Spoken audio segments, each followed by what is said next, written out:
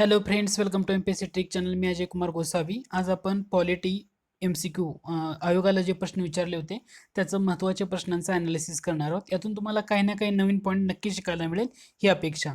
दुसरं महत्त्वाचं म्हणजे तुम्ही जर माझ्या चॅनलला सबस्क्राईब केलं नसेल तर नक्की सबस्क्राईब करा आणि सबस्क्राईब केल्यानंतर समोर जे बेल आयकन दिसते त्याच्यावर क्लिक करा, म्हणजे जेव्हा काही नवीन अपडेट माझ्याकडून येईल त्याचं नोटिफिकेशन तुम्हाला भेटत राहील. तर आज आपण वेळ न दौडता आपल्या लेसनला सुरुवात करूया. आज आपला पहिला प्रश्न आहे तो म्हणजे भारताच्या महान्यायवादी बाबत खालील विधाने विचारात घ्या. पहिले लक्षात ठेवायचं, महान्यायवादीसाठी कोणतं आर्टिकल आहे? आर्टिकल आहे 76. महान्यायवादीला आपण इंग्रजीमध्ये काय म्हणतो? Attorney general of India. मग ॲडव्होकेट जनरल ऑफ इंडिया किंवा महाराष्ट्राचा महाधिवक्ता असतो. काय असतो? महाधिवक्ता. कोणत्या कलमानुसार? आर्टिकल 165 या कलमानुसार तो महाधिवक्ता असतो. पहिल्या दोन गोष्टी क्लिअर करायच्या. दुसऱ्या गोष्टी लक्षात कंपॅरिझन करताना कसं लक्षात ठेवायचं? राज्यपाल, राष्ट्रपती, उपराष्ट्रपती असं. त्याच्यानंतर महान्यायवादी, महाधिवक्ता, मुख्यमंत्री, पंतप्रधान किंवा विधानसभा, लोकसभा, विधान परिषद, राज्यसभा. यांचं जे अनालिसिस करताना आर्टिकल कशी लक्षात ठेवायची त्याच्यामध्ये फरक असतो. 89 plus 89 plus 90, plus minus 89 plus minus 90 आणि प्लस मायनस 99 आणि प्लस मायनस 100. ह्या रेंजमध्ये तो चेंजेस असतो. जसं की 76 हे महान्यायवादीचं आर्टिकल आहे, बरोबर. आर्टिकल 76 आणि 165 फरक किती आहे? 89चा फरक आहे. म्हणजे 176 मध्ये 89 मिसळल्यानंतर किती येतं? 165 येतं. त्यामुळं महाधिवक्ता असा चेंजेस आहेत. ह्या प्लस मायनस 89, 90, 99, 100 एवढं केलं तर तुम्हाला प्रत्येकाचं उत्तर मिळतं. ओके, आय होप हा क्लिअर असेल. आता प्रश्न पाहूया. महान्यायवादीबाबतची विधानं बरोबर कोणतं ते आपल्याला शोधायचं आहे. दुसरं स्टेटमेंट पहा, ते राष्ट्रपतीची मर्जी असेपर्यंत पदावर राहतात. महान्यायवादी ऍक्च्युली राष्ट्रपतींच्या मर्जीनुसारच ते पदावर राहतात. त्यामुळे दुसरं बरोबर आहे. ब बरोबर आहे डेफिनेटली. ब सगळीकडे आहे. ते संसद सदस्यांचे विशेषाधिकार मिळवण्यास पात्र असतात. तर हो, महान्यायवादींना संसद सदस्यांना जे विशेषाधिकार मिळतात ते पात्र असतात. म्हणजे ब आणि क बरोबर आहे म्हणल्यानंतर पहिला ऑप्शन तर डेफिनेटली इलिमिनेट झाला. ते शासनासाठी पूर्ण वेळ सल्लागार अथवा शासकीय सेवकही नाहीत. हे लक्षात ठेवायचं. महान्यायवादींचं एक महत्त्वाचं वैशिष्ट्य आहे, ते शासनासाठी पूर्ण वेळ सल्लागारही पण नसतात आणि शासकीय सेवकही नसतात. पूर्ण वेळ या शब्दाला खूप महत्त्व आहे इथं. त्यामुळे तिसरं स्टेटमेंट सुद्धा बरोबर आहे. परंतु आता एक लक्षात घ्या, ते राष्ट्रपतीच्या मर्जी असेपर्यंत पदावर राहतात. त्यांच्या कार्यकाळ असा काही मेन्शन केलेला नाहीये. म्हणजे ते 5 वर्षाच्या कार्यकाळासाठी पदावर राहतात असं कुठं मेन्शन केलेलं नाही. ते राष्ट्रपतींची मर्जी असेपर्यंत पदावर राहतात आहे. त्यामुळे अ हे विधान चुकीचं आहे. ब क ड विधान बरोबर आहे. त्यामुळे पर्याय कोणता येणार? पर्याय क्रमांक 2 हे तुमचं काय असणार आहे? हे अचूक उत्तर असणार आहे. त्यानंतर पुढचा प्रश्न पहा की आर्टिकल दिले आणि तरतुदी यांच्या जोड्या लावायचे. आताच आपण पाहिलं होतं महान्यायवादी 76 आर्टिकल म्हटलं आणि महाधिवक्त्याला 165. मग 165 आर्टिकल म्हटल्यानंतर राज्याचा महाधिवक्ता ॲडव्होकेट जनरल ऑफ इंडिया, म्हणजे ड ला 2 असणारा उत्तर कोणता आहे? पहिला पर्याय क्रमांक 1. लक्षात ठेवायचं, महान्यायवादी किंवा महाधिवक्ता यांच्यावरनं एक प्रश्न डेफिनेटली विचारला जातोच. आता ड ला 2 म्हणल्यानंतर तुमचा डायरेक्ट तो प्रश्न काय झाला? टॅकल झाला, कारण तुम्हाला ते उत्तर समजलं. मग आर्टिकल 153 काय आहे? आर्टिकल 153 आहे राज्याचा राज्यपाल असणं, राज्याकरता राज्यपाल असणं, हे आर्टिकल 153 मध्ये सांगितलंय. आर्टिकल 178 काय आहे? तर ते विधानसभेचा अध्यक्ष किंवा उपाध्यक्ष यांच्या संदर्भामध्ये आहे. आर्टिकल 171 काय आहे? तर विधान परिषदेची रचना या संदर्भातला आहे. आय होप हा तुमचा पॉईंट क्लिअर झाला असेल. पुढचा प्रश्न पहा, पुढीलपैकी कोणतं विधान चुकीचं आहे? म्हणजे आपल्याला काय करायला सांगितलंय? त्यांनी चुकीचं विधान ओळखायला सांगितले. पहिलं विधान आहे अध्यादेशाने. अध्यादेश म्हणजे आपण त्याला इंग्रजीमध्ये ऑन ऑर्डिनन्स असं म्हणतो. अध्यादेशाने संसदेच्या कायद्यापेक्षा अधिक प्रमाणात मूलभूत हक्कांचं उल्लंघन केलं जाऊ शकत नाही. बरोबर की चूक? तर हे सेंटेन्स बरोबर आहे. अध्यादेश म्हणजे जो ऑर्डिनन्स काढला जातो ना, तर संस्थेच्या कायद्या इतकंच त्याला महत्त्व असतं. म्हणजे संस्थेच्या कायद्यापेक्षा त्याच्या अधिक जर मूलभूत हक्कांचं उल्लंघन करायचं असेल तर ते केलं जाऊ शकत नाही, कारण त्याचा अध्यादेशाचा अधिकारच एवढा असतो, ते म्हणजे संस्थेच्या कायद्या एवढं. त्याच्यामुळं पहिलं स्टेटमेंट हे बरोबर आहे. आपल्याला विचारलंय काय चूक कोणतं? पहिलं बरोबर आहे म्हणल्यानंतर हा ऑप्शन एलिमेंट होतो. त्याच्यानंतर अध्यादेश पूर्वलक्षी प्रभावाचा म्हणजे रेट्रोस्पेक्टिव्ह असं त्याला इंग्रजीमध्ये म्हटलं जातं. काय म्हटलं जातं इंग्रजीमध्ये? रेट्रोस्पेक्टिव्ह. पूर्वलक्षी प्रभावाचा म्हणजे अगोदर पासून लागू होणं. संस्थेचा किंवा संस्थेचा कोणताही कायदा दुरुस्त करणारा किंवा रद्द करणारा असू शकतो. तर हे सुद्धा स्टेटमेंट बरोबर आहे. ऑर्डिनन्स एखादा जर काढला तर तो लागू करताना पूर्वलक्षी प्रभावन म्हणजे रेट्रोस्पेक्टिव्ह पद्धतीने सुद्धा अगोदरच्या कालावधीसाठी लावला जाऊ शकतो, म्हणजे त्या कायद्यासाठी. संस्थेचा एखादा कायदा असेल तर तो सुद्धा दुरुस्त केला जाणारा असू शकतो किंवा रद्द करणारा सुद्धा तो असू शकतो. त्यामुळे दुसरं स्टेटमेंट सुद्धा बरोबर आहे. आपल्याला विचारलंय काही चुकीचं स्टेटमेंट कोणतं, तर तिसरं स्टेटमेंट पाहूया. तिसऱ्या स्टेटमेंटमध्ये काय म्हटलंय की अध्यादेशाचा अधिकार राष्ट्रपती मंत्रिमंडळाच्या सल्ल्याशिवाय वापरू शकतात. शब्द वापरलाय सल्ल्याशिवाय. तर मंत्रिमंडळाचा सल्ला घेतल्याशिवाय राष्ट्रपतींना अध्यादेश वापरता येत नाही. म्हणजे मंत्रिमंडळाच्या सल्ल्याशिवाय वापरू शकतात ते म्हटल्यानंतर हे विधान चुकीचं आहे. मंत्रिमंडळाचा सल्ला घेऊनच ते अध्यादेश वापरू शकतात. मग उत्तर काय, चुकीचे विधान कोणतं म्हटल्यानंतर ऑप्शन 3 क हे विधान चुकीचं आहे. पुढचा प्रश्न पहा, राष्ट्रपतीच्या संदर्भामध्ये काही आर्टिकल दिलेत आणि त्याच्यात तरतुदी यांच्या जोड्या लावायच्या असे प्रश्न विचारतात. खूप फेमस पॉईंट आहे हा MPSC ला विचारला जाणारा. आता अशा प्रश्नामध्ये ना तुम्हाला एखादा जर कलम नीट माहित असेल एक्झॅक्टली तर तुम्हाला तो प्रश्न टॅकल करता येतो. म्हणजे सगळेच आर्टिकल माहित असावं असं नाहीये. आता फॉर एक्झाम्पल ह्याच्यामधलं आर्टिकल 61 पहा बरं. आर्टिकल 61 म्हणजे काय? आर्टिकल 61 मध्ये राष्ट्रपतीवरची जी महाभियोग प्रक्रिया आहे त्याच्या संदर्भातलं आहे. म्हणजे ड ला 3 ज्या ठिकाणी असेल ते तुमचं उत्तर असेल. ऑप्शन मध्ये बघितलं तर सेकंड पर्यायामध्येच फक्त ड ला 3 आहे, याचा अर्थ उत्तर काय असणार आहे तुमचं पर्याय क्रमांक 2. मग आता राहिलेली इतर आर्टिकल सुद्धा काय आहे ते आपण समजून घेणं गरजेचं आहे. आर्टिकल 54 काय आहे, तर आर्टिकल 54 मध्ये आणि आर्टिकल 53 मध्ये काय फरक आहे? आर्टिकल 53 जो आहे तर ते केंद्रीय कार्यकारी सत्ता आहे ना तरी राष्ट्रपतीच्या ठिकाणी विहित असेल असं म्हटलेलं आहे. म्हणजे केंद्राची कार्यकारी सत्ता हे राष्ट्रपतीच्या ठिकाणी असेल, विहित असेल, हे आर्टिकल 53 मध्ये म्हटलेलं आहे. आर्टिकल 54 मध्ये म्हटलेलं आहे ते म्हणजे भारताच्या राष्ट्रपतीची निवडणूकसाठी काय असणार आहे, निर्वाचक मंडळ असणार आहे. ते आर्टिकल 54 मध्ये दिलेलं आहे. आणि राहिलेलं एक आर्टिकल म्हणजे आर्टिकल 58 कशासाठी आहे, तर ते भारताच्या राष्ट्रपतीची निवडणुकी संबंधी पात्रता हे आर्टिकल 58 मध्ये सांगितलेलं आहे. आता एक लक्षात घ्या, याच्यामध्ये तुम्हाला ना 3 आर्टिकल 53, 54, 58 हे लगेच ऑन दी स्पॉट क्लिक होणार नाही, परंतु आर्टिकल 61 क्लिक झाल्यानंतर तुम्ही तो प्रश्न टॅकल करू शकता.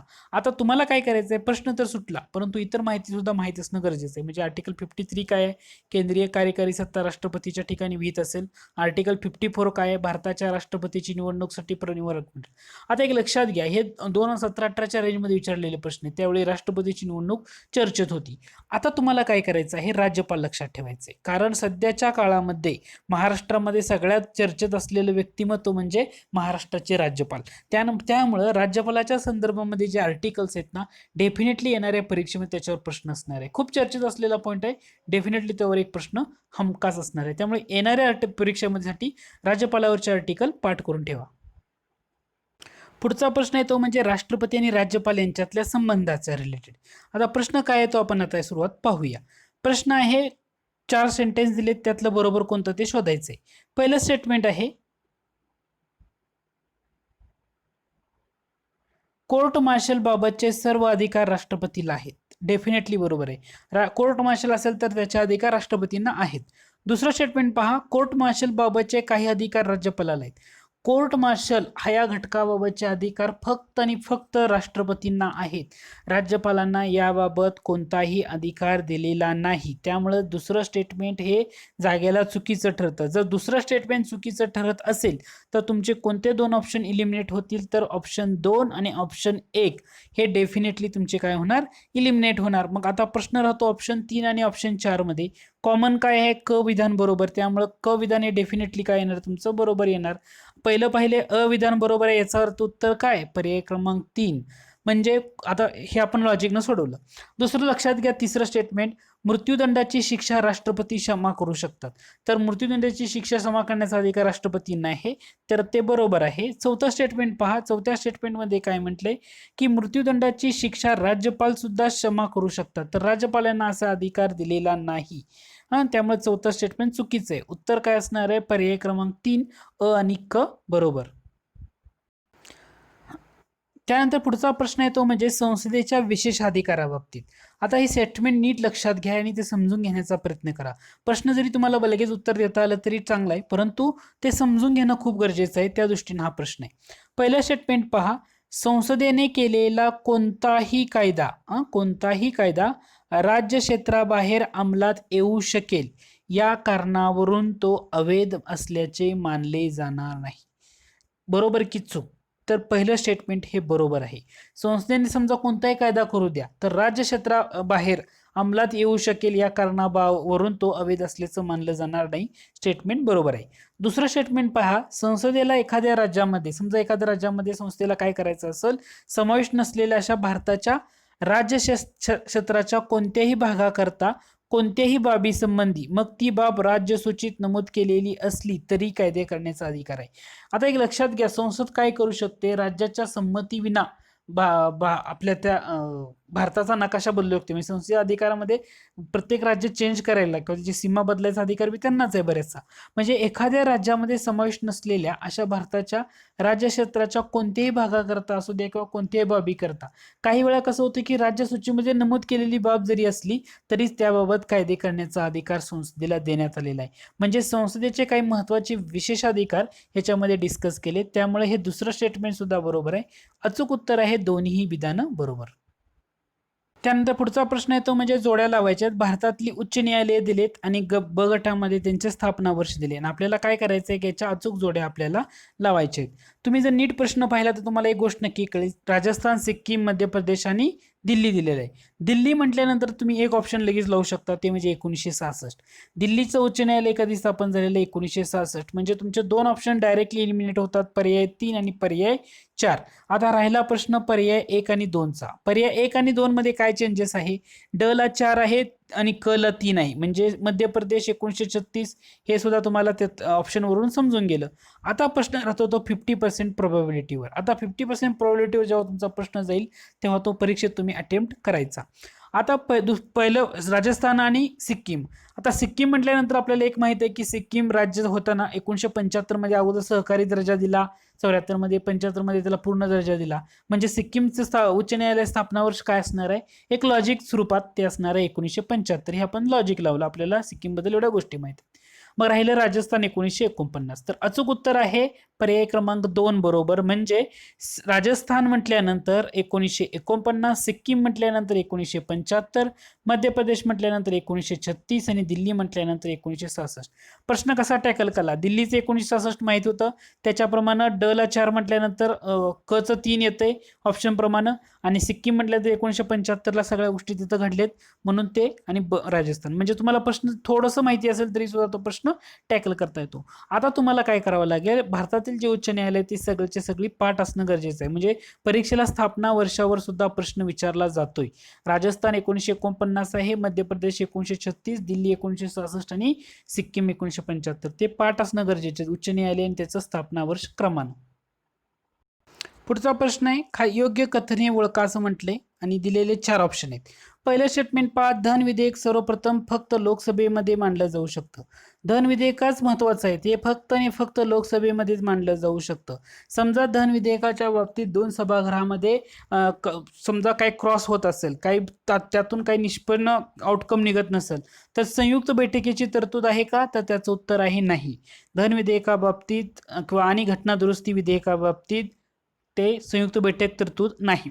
पहिलं स्टेटमेंट बरोबर आहे. ओके. त्यानंतर दुसरं स्टेटमेंट पहा, सामान्य विधेयक सर्वप्रथम लोकसभा किंवा राज्यसभा यापैकी कोणत्याही सभागृहात मांडला जाऊ शकतो. तर सामान्य विधेयक हे दोन्ही सभागृहामध्ये मांडलं जाऊ शकतं, राज्यसभेमध्ये सुद्धा मांडलं जाऊ शकतं. त्यामुळे दुसरं स्टेटमेंट सुद्धा बरोबर आहे. त्यामुळे 2 नंबर ऑप्शन तुमचा डायरेक्टली इलिमिनेट होतो. तिसरं स्टेटमेंट आहे, राष्ट्रपतीच्या शिफारशीनं धन विधेयक संसदेमध्ये मांडता येऊ शकतं. धन विधेयक मांडण्यासाठी अगोदर राष्ट्रपतीची पूर्वसंमती असणं गरजेचं आहे. म्हणजे राष्ट्रपतीच्या शिफारशीनं धन विधेयक संसदेमध्ये मांडलं जाऊ शकतं. म्हणजे अ ब क बरोबर आहे. ऑप्शन मध्ये बघितलं तर पर्याय क्रमांक 3 दिसतो, अ ब क. म्हणजे आपलं अचूक उत्तर काय असणार आहे? पर्याय 3 अ ब क. चौथा स्टेटमेंट बघा, सामान्य विधेयक हे राष्ट्रपतीच्या शिफारशीने संसदेमध्ये मांडले जाऊ शकतं. सामान्य विधेयकाला राष्ट्रपतीची शिफारस असावी असं काही नाहीये प्रत्येक गोष्टीत. त्यामुळं ड तर येणार नाही, ड इलिमिनेट होतो. म्हणजे उत्तर काय असणार? अ ब क. आता पुढचा प्रश्न पहा. आता विचारले आपल्याला, खालीलपैकी कोणते विधान चुकीचे आहे? हा सुद्धा प्रश्न आपल्या जो करंट रिलेटेड येतो, राष्ट्रपती राजवट महाराष्ट्रामध्ये जी लागू झाली होती मध्यंतरी, त्याच्या संदर्भामध्ये होऊ शकतो. चुकीचं कोणतं स्टेटमेंट आपल्याला विचारलेलं आहे? पहिलं स्टेटमेंट पहा, अनुच्छेद 365 देखील राज्यात राष्ट्रपती राजवट लागू करण्याचा अधिकार प्रदान करते. तर राष्ट्रपती राजवट लागू करण्यासाठी दोन गोष्टी आहेत. एक आहे आर्टिकल 356 आणि आर्टिकल 365. तर दोन्ही आर्टिकल महत्वाचे आहेत, राष्ट्रपती राजवट लागू शकतं. त्यामुळे पहिलं स्टेटमेंट तर आपलं प्रश्नानुसार बरोबर येते. ओके, जर पहिलं स्टेटमेंट तुमचं बरोबर असेल तर फक्त चुकीचं असं ज्या ठिकाणी असेल ते तुमचं विधान ऑप्शन इलिमिनेट होतं. ओके, त्याच्यानंतर पुढचा ऑप्शन पहा, राष्ट्रपती राजवटीची घोषणा केल्यापासून एका महिन्याच्या आत, काय म्हटले त्यांनी, एका महिन्याच्या कालावधीत त्या घोषणेला संसदेच्या दोन्ही सभागृहांनी मान्यता देणे आवश्यक असते. आता राष्ट्रपती राजवट जेव्हा घोषणा केली ना, तर ती एका महिन्यामध्ये आहे का? आता राष्ट्रीय आणीबाणी आणि राष्ट्रपती राजवट यांच्यातला तो फरक आहे. राष्ट्रपती राजवटीची जेव्हा घोषणा केली जाते ना, तर त्यासाठी एका महिन्याचा कालावधी नसून तिथं किती आहे, 2 महिन्याचा कालावधी. म्हणजे 2 महिन्याच्या कालावधीमध्ये संसदेला काय करावं लागतं, मान्यता द्यावी लागते, 1 महिन्याचा नाही. त्याच्यामुळे आपण ऑप्शन काय झाला, दुसरा ऑप्शन तुमचा चुकीचा आहे. म्हणजे ब चुकीचा आहे हे तुम्हाला समजलं, याचा अर्थ तो हे 3 नंबर पर्याय सुद्धा तुम्ही तो एलिमिनेट केला. आणि जेव्हा राष्ट्रीय आणीबाणी असेल त्याला घोषणा केल्यापासून एका महिन्याच्या आत संस्थेच्या दोन्ही सभागृहांना त्याला मान्यता देणं गरजेचं असतं. म्हणजे राष्ट्रीय आणीबाणी असेल तर एक महिना, राष्ट्रपती राजवट असेल तर 2 महिने, हा त्यातला महत्वाचा फरक, ते समजून घ्या. तिसरा स्टेटमेंट पहा, तिसऱ्या स्टेटमेंटमध्ये काय म्हटले, तिसऱ्या स्टेटमेंटमध्ये असं म्हटलेलं आहे, ते म्हणजे संसदेच्या दोन्ही सभागृहांनी मान्यता दिली तर पुढील 1 वर्षापर्यंत राष्ट्रपती राजवट लागू राहते. तसं आहे का? संसदेच्या दोन्ही सभागृहांनी जर मान्यता दिली तर राष्ट्रपती राजवट 6 महिन्यापर्यंत राहू शकते आणि दर 6 महिन्यांनी परत संसदेची मान्यता घ्यायची आणि परत लागू ठेवायची. असं तुम्ही कधीपर्यंत करू शकता? जास्तीत जास्त 3 वर्षापर्यंत तुम्ही ती राष्ट्रपती राजवट दर 6 महिन्यांनी काय करायचं, संसदेच्या दोन्ही सभागृहांनी मान्यता घ्यायची, पुढे ढकलायची. असं तुम्ही 3 वर्षापर्यंत करू शकता. 3 वर्षाच्या पुढे तुम्ही करू शकत नाही. त्यामुळे इथे 1 वर्षापर्यंत राष्ट्रपती राजवट लागू राहते असं दिल्यामुळं लक्षात घ्या, तुमचं काय झालंय, दुसरं स्टेटमेंट चुकीचं आहे, तिसरं स्टेटमेंट सुद्धा चुकीचं आहे, पहिलं बरोबर आहे. आता आपण चौथ्या स्टेटमेंटकडे जाऊया. चौथं स्टेटमेंट जर तुम्ही पाहिलं त्याच्यामध्ये काय म्हणले, राष्ट्रपती राजवट लागू करण्याचा निर्णय न्यायालय रद्द करू शकतं. तर हो, राष्ट्रपती राजवट लागू झाल्याचा निर्णय न्यायालय रद्द करू शकतं. म्हणजे अ आणि ड बरोबर आहे. आपल्याला विचारलंय काय, बरोबर विचारलेत का? नाही, चुकीचं विचारले. म्हणजे उत्तर काय असणार, ब आणि क हे काय आहे, चुकीचे आहेत. म्हणजे पर्याय क्रमांक 2 हे तुमचं असणार आहे अचूक उत्तर. त्यानंतर तुमचा पुढचा प्रश्न आहे, खालीलपैकी कोणतं विधान बरोबर आहे तुम्हाला शोधायचं आहे. पहिलं स्टेटमेंट पहा, राज्याच्या मंत्रिमंडळातील सदस्यांची संख्या मुख्यमंत्र्या व्यतिरिक्त म्हणजे मुख्यमंत्र्यांना सोडून असं म्हटलेलं आहे. विधानसभेच्या एकूण सदस्य संख्येच्या 15% पेक्षा जास्त असता कामा नये. आता इथं मुख्यमंत्र्या व्यतिरिक्त म्हटल्यामुळे हे स्टेटमेंट तुमचं जागेला चुकीचं ठरतं.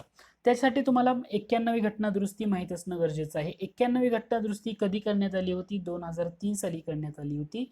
आणि याच्यामध्ये असं सांगितलं होतं, ते म्हणजे संसदेचा असू द्या, संसदेचा किंवा राज्य मंत्रिमंडळाचा असू द्या, राज्य मंत्रिमंडळामध्ये मुख्यमंत्र्यासहित संबंधित राज्याची जी विधानसभा असेल तर त्याच्यातील एकूण सदस्य संख्या ही 15% पेक्षा, मंत्रिमंडळाची संख्या ना 15% पेक्षा जास्त असणार नाही. तर तिथं मुख्यमंत्र्यासहित पाहिजे, मुख्यमंत्र्या व्यतिरिक्त दिल्यामुळं पहिलं स्टेटमेंट तुमचं चुकीचं ठरतं. ओके, 91 घटना दुरुस्ती 2003 हे तुम्हाला समजलं. त्यानंतर आपण पुढचा पॉईंट पाहणार आहोत, ते म्हणजे राज्याच्या मंत्रिमंडळातील सदस्यांची संख्या मुख्यमंत्र्यासहित 12 पेक्षा कमी असता कामा नये. आणि त्यामध्ये दुसरी अट आहे, जर राज्यांच्या मंत्रिमंडळातील सदस्य संख्या 12 पेक्षा कमी असता नाही. आता हे जे हे जे कलम टाकण्यात आलेलं आहे किंवा ही महत्वाची तरतूद आहे, तर ती कशामध्ये येते, राज्यघटनेचा आर्टिकल 164(1)A याच्यामध्ये दिलेलं आहे. 164(1)A मध्ये दिलेलं आहे. त्यामुळे ब तुमचं बरोबर आहे. आता तिसरं स्टेटमेंट पाहूया. तिसऱ्या स्टेटमेंटमध्ये काय म्हटले, दिल्लीच्या मंत्रिमंडळाची संख्या विधानसभेच्या एकूण सदस्य संख्येच्या 15% निश्चित करण्यात आली आहे. तर दिल्ली विधानसभेबाबत तुम्हाला 1-2 घटना दुरुस्ती माहीत असणं गरजेचं आहे किंवा पाठ असणं गरजेचं आहे. पहिली घटना दुरुस्ती आहे ती म्हणजे 69वी घटना दुरुस्ती. 69वी घटना दुरुस्ती झाली होती 1900 1991ला 69वी घटना दुरुस्ती झाली होती 1991ला.